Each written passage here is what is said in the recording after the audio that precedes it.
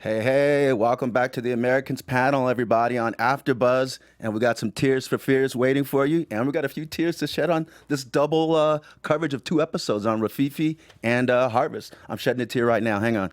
You're tuning into the destination for TV superfan discussion, AfterBuzz TV. And now, let the buzz begin. Yeah, listen to this. Tears for Fears.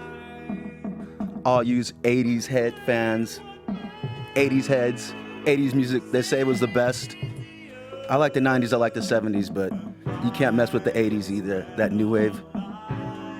And this song, Ideas for Opiates, it's all about the lies we tell. And we're gonna get into some deep lies tonight, all the muck and the backbiting and the deaths and just the cost, the deep cost that goes on in this wonderful story.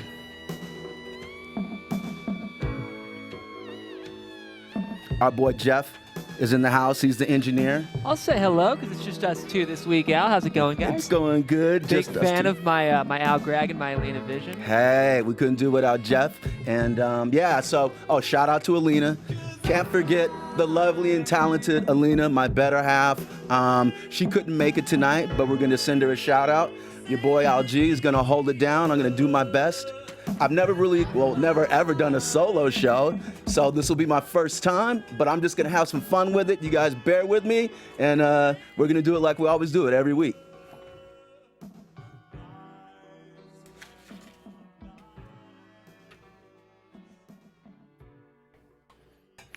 Welcome, everybody. We're going to cover two episodes tonight. We're going to cover episode 6 and episode 7. Sorry we didn't make last week, but we're here for you tonight, no matter what. My boy Jeff's going to be supporting me up in the booth, and we're going to do this thing like we always do. By the way, people, the Americans, I always say I love this episode, I love that episode, but this is undoubtedly probably like one of my favorite shows, right up there, and I'm going back to other shows, probably right up there with like Breaking Bad or Game of Thrones. Just seminal television. And it's not just because it's a cool spy thing. It's just, oh man, it's character driven and you're rooting for the characters. And I don't know if you guys have been following the little discussion on the internet, but poor Elizabeth, she has been on a moral decline. And she's getting a lot of hate out there on the internets. So I'm curious to what you guys think. And with that said, let's just jump into episode 6, Rafifi, the first one. Oh man, it opened up with Stan and Dennis at the FBI, and they're having this back and forth. And Dennis comes to pull Stan out to have a meeting, and Stan immediately kind of like takes a couple of digs because he doesn't want to go back to that same department. As we know, Stan has been he's been transferred. You know, he likes working with drug dealers and killers and all that and a-holes, according to him, because those guys, I guess, he knows what they are. Maybe perhaps they deserve to die. They deserve to be punished. But here he's seeing families die. He's broken up about the death. We learn later about the family that was killed in front of their child. And so when Dennis pulls him out, Stan's kind of ribbing him like, okay, yeah, this is the worst department in the world to work for. And then him and Dennis have all this tension. It's kind of like this standoff in the elevator. And then who comes trucking in? The little robot, the male robot kind of like breaks in and like kind of shows the divide between them. But at the same time, it's really humorous, man. That thing is so wonky. It's like pre-R2-D2 days. But it kind of breaks the tension at the same time. That's the one thing Dennis and Stan can agree on because I guess, you know, there's been a lot of tension in their relationship. Anyway, Dennis takes him down to the office and he tells him all about the new guy they're studying, the new foreign Russian, the illegal, who they know is a spy. It's a guy called Harvest. And Stan, of course, is ready to get rid of all this whole thing. He's done with it, but Dennis manages to convince him by telling him how close they are, how close they are. They've got this guy, his like MO mapped out. They've got good intel on him. They're learning all of his ways and his means of communication. And he's like, so Dennis is able to basically reel Stan back in, like, we're almost there. We're almost there. It'll all be worth it. We're closing the net. So Stan gets dragged back in. Now, the interesting part about that scene is that we know Stan has always been the one who just had, unlike, I guess like Philip, deep down inside, he's the kind of one who's more in touch with his emotions. And you know how he gave that great speech at Thanksgiving it's very, it's kind of propaganda-ish, but from his point of view, working for the federal government and seeing all the deaths that he sees, he knows that this war that's going on, this Cold War, it has a lot of casualties. They're playing for keeps, both sides, and they've lost a lot on both sides. So Stan is really kind of sick of the cost and sick of the total of all these deaths. But we're going to find out later on, Dennis, I don't know, maybe he has a slight change of point of view too. I'm just going to tease that for later. With that said, Philip picks up Henry from school. Remember, Henry's coming home, and Henry starts getting to this whole thing about, Dad, I'm going to get a summer job, and I'm going to earn some extra money, because we know the previous week, Philip had told Henry about, he may not be able to afford the tuition for the university. So he comes in guns blazing. Go Henry, man. He comes in, Dad, I'm getting a summer job. I'm going to do this. I'm going to do that. And I know that might not be everything, but there's one more thing. I want to introduce you to this guy. He's a great businessman, and it doesn't matter to him that your business is failing. And it's like, whoa, gut punch to Philip. His son actually inferred that he was failing, or that his business is failing. And I could just see Philip's heart drop for that one moment. He loves Henry. He's doing all he can. But the last thing you want to hear from your kid is that, hey, you should talk to this other guy because you're failing at the business you do now. So Philip, ego struck, deflated. He doesn't agree from the jump to go and take this guy's advice. But I think Henry is really good at reeling him in. He's like, not only can you talk to this guy, he's a good businessman, you could take his advice, he's successful, he's had businesses fail, but he also tells him, hey, the guy's kind of rich, and you might be able to use him as a client, at the travel agency. Like, whoa. Henry's covering all bases. So at that point, Philip agrees to think about it, which is a step forward. But my heart went out to him. I'm wondering how you guys feel about that. But like when a kid comes to you and basically saying you're not doing your job, or inferring that, that's the way a parent's going to take it, is that they're not doing a job of taking care of their family. And he comes up with all these multiple ways of, try to get them some financial help. And while I like Henry, and it shows how sharp he is and just kind of how determined, it's just like, man, Philip must be feeling like a broken man. I think he is a broken man. Let's just say it right out. Let's say it straight up. Philip is a broken man. I think he recognized his emotional state well enough to stop getting involved with the whole spy business, for taking a break from that, which I loved, because he got a chance to concentrate on more of his human side and his life side and go for the American dream, which he also finds out, is not quite the dream that everybody thought it was. But at least he knows who he is. And I think that's the big thing between him and Elizabeth. Elizabeth has been on this moral decline. We saw how she took out the couple in front of her kids. We saw how the week before that, she shot the people and all the guards in the last heist when she's trying to go get the sensor. And the week before, like, she strangled somebody. So she just seems to be really cold and really dark. Like, what's going on with her? I was reading on the internet, like, people were like, we're done with Elizabeth. She's just dead. She's just dead to us. We can't even root for her. I know I said something like that last week, just more that I was more pulling for Philip because he was empathetic. But man, Elizabeth, she's cold. She's cold. And I don't know, maybe it's more, does she know who she is more than Philip? Or does she still value family? But could she really value family that much if she's just grooming Paige like she is, knowing that everything is going to be facing her, knowing the pitfalls and knowing the danger? And at the same time, still, that's what bugs me about Elizabeth. She's basically mentoring Paige into this spy lifestyle, but she's still holding back. She's not telling her about, about the times you'll have to sleep with somebody you don't like as an asset. She's not telling about the times that, not only you'll have to kill the enemy, but as we find out, you might have to, take out your own man at a certain point. Anyway, so it's a whole mixed bag with Elizabeth, and we'll see how that goes. Moving on. Peter tries to bond with Henry by taking him out to, they're going to do this race car thing. And I don't know if you guys remember, but when I was a little kid, there were these little like race tracks, plastic tracks that you would fasten together, and then you put the little car. It's kind of like a Hot Wheel, but it was a Hot Wheel or something with some kind of like electric wire that would connect to the actual track. Anyway, through this little current, you push this little button, and the little current would like propel the cars forward. If you guys know the name of that, you're bringing me back to my child, please let me know. But anyway, they go to a place where they're actually playing that game in a group, and they're talking, and Philip's kind of listening to Henry talk about what's going on, and he keeps messing up on the track. Philip keeps crashing his car until finally he erupts. He drops the F-bomb, like, bow.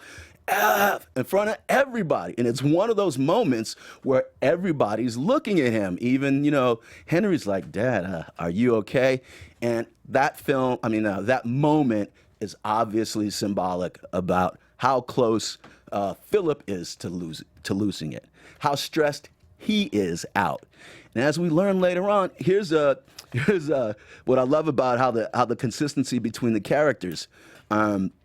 If you guys remember the gentleman that worked for the travel company, I'll think of his name later on, but the guy with an accent who he's kind of like had that whole back and forth with about the client that that Philip dished off to him, and then the client went away, and they've had this whole kind of like weird thing, but you could tell they care about each other. Then Philip calls him in to his office, and bear with me, guys, because I'm going to get this guy's name later. But Philip brings him into the office, and he has to Stavros, that's his name. He calls Stavros into the office, and he actually has to fire him.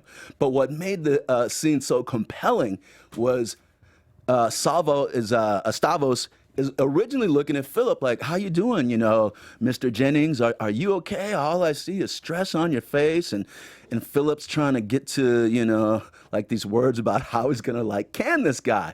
And he's like, yeah, well, I know you've been with us for so long, but we're starting to look at, who's not pulling his weight. And Stavros is like, wait, you're firing me? And it's like, oh, just another blow, because we know Philip takes that stuff to heart. He actually considered Stavros a friend, and Stavros considered him his friend, and it's obvious because he knows him. He knows Philip is under a great deal of stress, and he knows this stuff on his mind. Probably everybody knows this stuff on Philip's mind at this point in time, and we're going to see more about that later. All right. Let us go to Elizabeth's top digs, by the way. There's been a couple. I just have to point these out. She tells Philip when he finally goes to her and said, and this is actually the beginning of the episode. Philip tells Elizabeth that, I'm not going to do the thing with Kimmy. Forget about it. Elizabeth is like, of course, like, well, you were never going to do it in the first place. And he's like, no, of course I wasn't. As an audience member, we're hip to the fact that we saw him go through the motions, go with Kimmy. He didn't want to sleep with Kimmy. He had to sleep with Kimmy, was sent there to kind of, to basically like prod her to go through this Russian country as a side trip from her trip in Greece. And Philip's like, yeah, if you do this, blah, blah, blah, and I'll come and meet you. Come to find out, Elizabeth is like, well, you know what? The only reason you wanted to see Kimmy is because you wanted to screw her because you're not getting any here at home from me. I'm hip to your game. And I was like, whoa, major dig by Elizabeth. And she's got a few of those, man. And I don't know, those of you, if you guys remember that the previous episode where she basically sleeps with Philip. She hasn't slept with him in a long time. That's how bad their relationship is. She sleeps with Philip, and you think, okay, they're finally having this tender moment. They've been at odds, all this tension, all this space, this big wall between them. And the next morning, and Philip is like, oh, spry, like ready to go. I got some coffee. You want some coffee, dear? How you been? How's everything? They just had a nice night. Then she hits him with the, I need you to do this thing with Kimmy. So that was kind of a blow, and I think maybe that was kind of like when Philip. You could see that I think he knew that he was probably done with this life. We don't necessarily know if he's got one more mission left in him, as they left us for this cliffhanger at the end. But I think what I saw in his eyes after she said that, he was like, "Wow, she doesn't even get it. She doesn't even get the cost." So it's a really scary point. Meanwhile, Elizabeth is actually assigned by Claudia, her Russian handler, to actually go extract this guy Harvest. Now let's back up. They keep going back and forth between the Fed's office, with Stan and Dennis, and going back and forth, obviously with Elizabeth in this mission she's planning for. But she gets assigned to extract the Russian asset, their guy, who's basically in trouble. The very guy, Harvest, codename Harvest, that the feds were watching and Stan and Dennis were talking about. And so it's one of those things where Dennis was telling Stan, as you recall, we got this guy, we're all over him, we learned everything about him.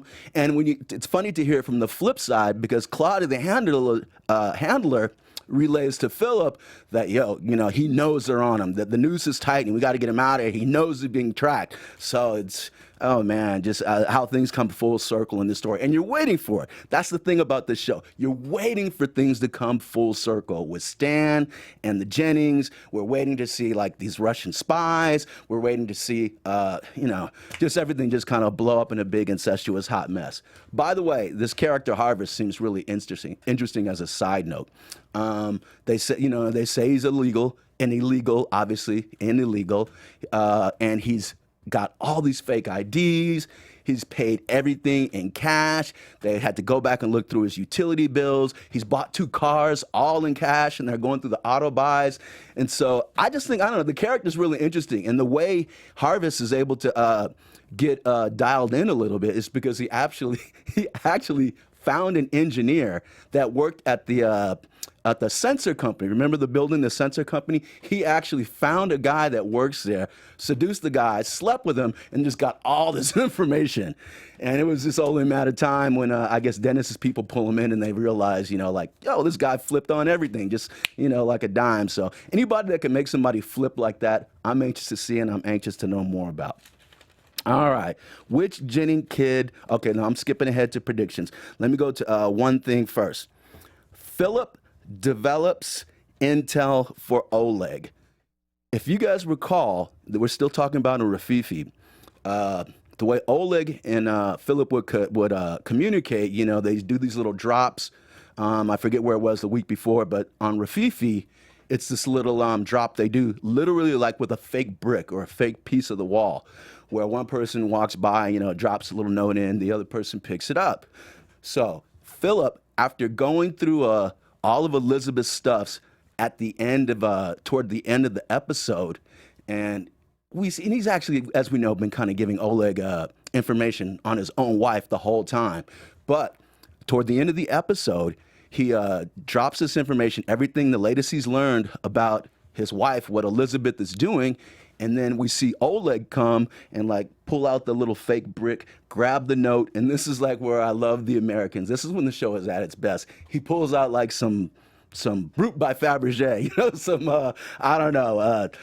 aftershave. And he proceeds to use the aftershave and make this mixture, which basically reveals like this invisible ink that Philip had left the letter in. Oh man, I'm so excited. I love that whole like cloak and dagger gadgety stuff. But anyway, even on top of that, so once Oleg starts deciphering the letter, he sees that it's actually in code, and then he has to pull out the whole key for the code. So, I just love that, all that espionage, old school spy stuff. With that said, it leads us toward the end of the episode, and I almost gave it away, but I'm glad I didn't. This is where Elizabeth makes another one of her cracks. I told you about the first crack about, you only slept with Kimmy because I'm not giving it to you. But then once she finds out about this mission where she has to go extract Harvest in Chicago, she says, yeah, it's good to actually, or basically, I have to get somebody out, somebody who actually cares. Super dig at her own husband, man.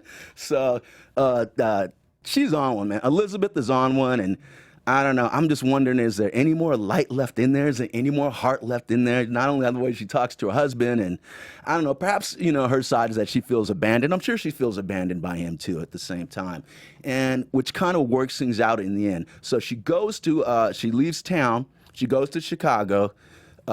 We find out that Henry's bummed because she's leaving while he's on vacation, but he's actually used to that. And Henry gets a call. He actually gets a call from Elizabeth at the end of the episode, and she's like, "Hi, how are you? How's school? Do you have a girlfriend?" And Henry's going along with it, and we can tell that this new mission in Chicago is really weighing on Elizabeth's mind. It's a tight mission. It's going to be tight. When she was planning with Marilyn, you could see that things are going to get really close. And whenever somebody says something like that, I'm always, somebody's going to die. Somebody's going to die.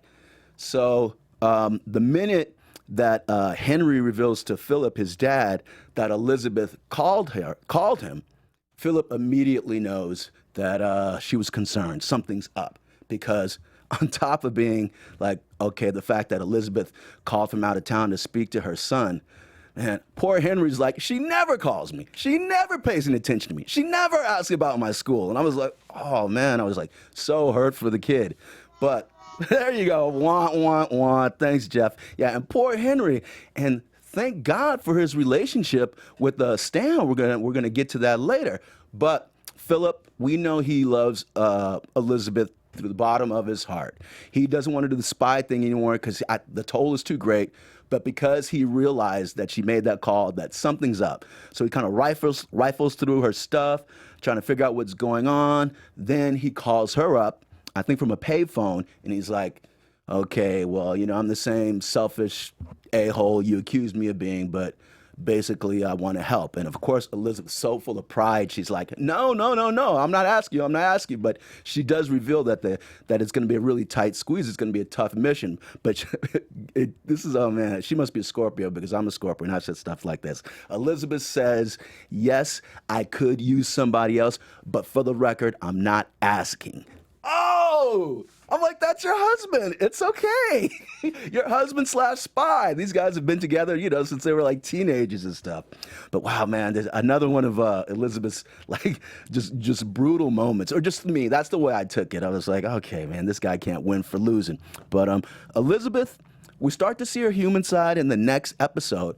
But this is a good time to take a break between episodes, as we've been having so much fun. Let's talk about more fun you can have with Maria Menounos and her podcast, ladies and gentlemen. How you like that transition? Want to have fun, learn, and grow in all areas of your life? For those who do, have we got the podcast for you. Conversations with Maria Menounos, podcast edition, is hosted by our AfterBuzz TV founder and drops every Friday on iTunes. Maria's the big boss. She's doing a great job with us. We all couldn't be here without Maria, and obviously she has a lot of good advice about life. And I don't know, I'm tuning in. As a guy, it'll be like the second time I've tuned in. Conversation with Maria Menounos features celebrity and influencer interviews, along with secrets and tips on how to be better in all aspects of life. Just go to iTunes and subscribe to Conversations with Maria Menounos for free. Be sure to rate and comment, and when you do, let Maria know it was us that sent you there. Conversations with Maria Menounos, podcast edition. Check it out. All right, ladies and gentlemen, strap in. We're ready for the next episode. We're ready for episode 7. We're ready for Harvest. And as you guys can guess, this episode is obviously focused on like how they're going to extract this guy Harvest, or is the FBI going to get him before Elizabeth does.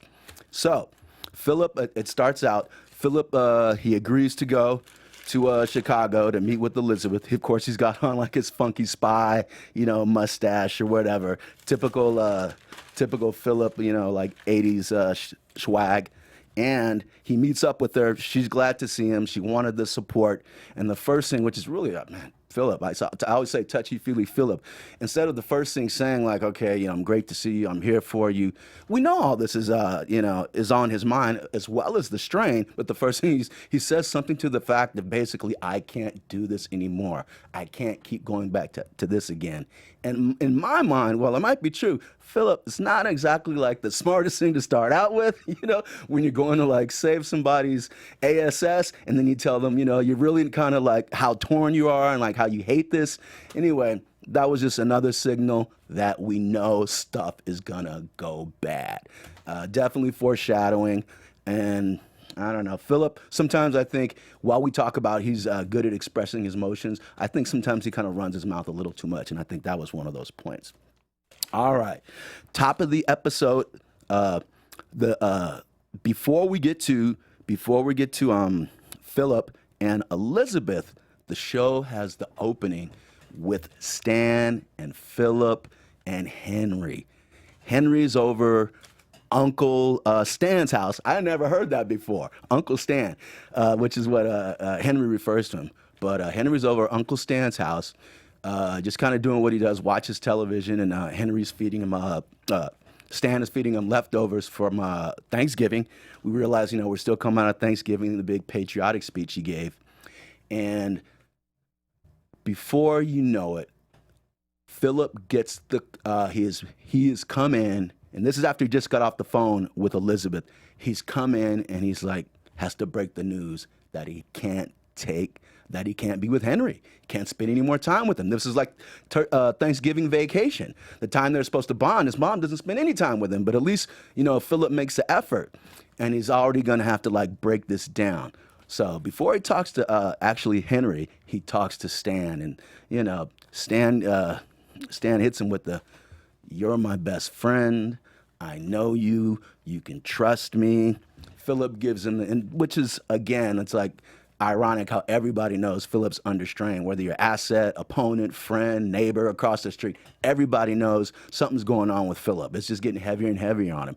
So when Stan reaches out, Philip basically says, yeah, typical stuff, the blase line. Then Stan hits him with, "No, I think it's worse. There's something you're not telling me."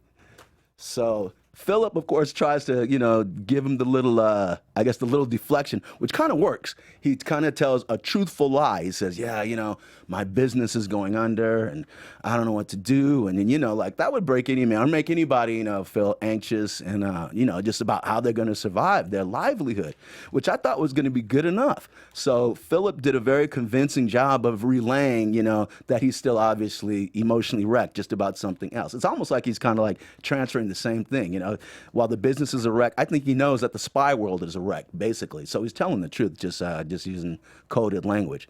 But Stan, don't buy it for a minute. Stan is like, "Yeah, but not only is there something you're not telling me, I think you're involved in something." Bing! Nails it! Stan finally calls him on it. And the great thing about it was, this whole time, you got Philip and Elizabeth Jennings living across from this FBI guy, Stan. Of course, they develop, this really cool relationship. Stan is like basically like a surrogate father to their son. He's the one who's like willing to, like sit with him, talk with him, play ball with him, watch TV with him, and jokes and eat pizza because his parents are too busy, out there, doing work at the end of the night. But Stan's like, look, he's like, I've seen you. Well, he didn't say I've seen you, but he knows because he's observant because he's an FBI guy. He's like, look, if you're coming in at 3 a.m. every other night, this can't be regular work. That's why, and it was the best tell in anything else. The whole time they think they're getting over on Stan. No, you're not getting over on Stan. Stan's no pushover. He's good at what he does, and he knows there's something up with you guys. And I'm sure it's probably been this kind of like nagging thing with him till he finally got the motivation to say it. And I think him seeing Philip have to cancel on their son again, I think that led him to finally come out with it. And as suspected, the good thing about Stan's like, "You're my friend. It'll be between me and you. I can help you," which I honestly feel. But I don't know if Stan could really stand the Stan. I don't know if Stan could stand the information. Yeah, yo, me and my wife are spies. We're Russian spies, and we've been playing you and everybody around you, and we're responsible for all these deaths. I don't think Stan could take that as much as he loves him. Anyway, it would be interesting to see. And I'm the guy who's always thought that, even if even if Stan discovered the truth about Philip and Elizabeth, I'm the person who always thought that, okay, Stan, he loves them, and he really loves Philip, that even that wouldn't necessarily, I don't know, totally turn him against them.